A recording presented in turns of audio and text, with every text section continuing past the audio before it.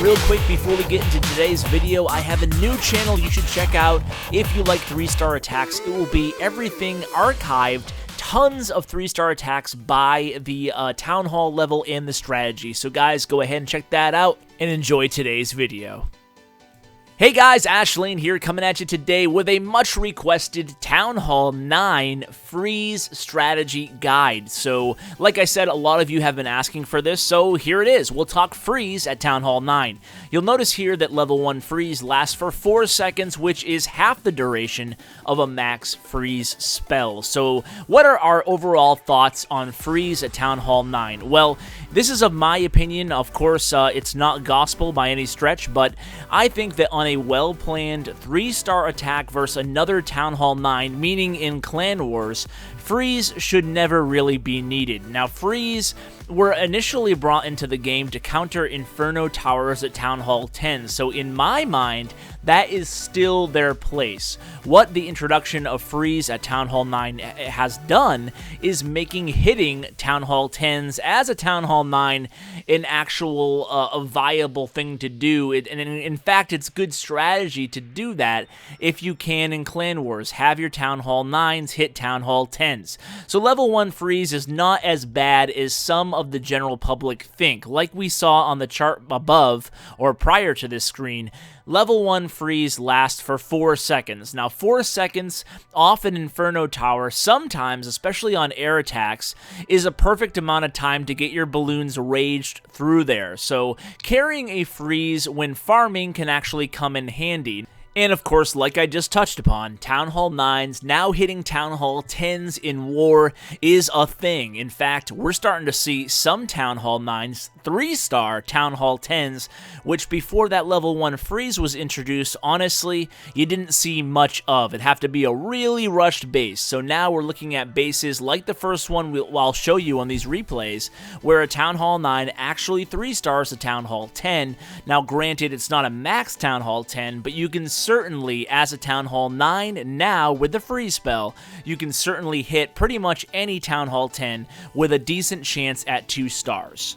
It's also good for Town Hall 9s to use freeze because it will get them comfortable with using it, you know, the timing on freeze spells, the location. Obviously, you want to try to hit more than just the Inferno Tower. If you can try to get the Queen in some cases with the Inferno Tower, if you can get a high value target, so it could be an air sweeper if you're coming in with balloons.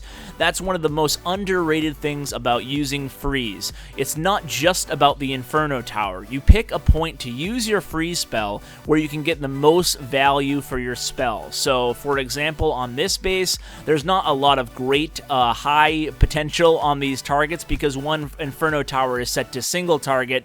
On a La Lune attack, when you're using the Lava Hound as well as balloons, you really only need a freeze spell. If there's one set to single and one set to multi, if you engage the base away from the single target with your Lava Hounds, you only need to bring that one freeze spell, and Steven's able to go ahead and use the 3 rage instead, along with that 1 freeze and the haste spell and poison.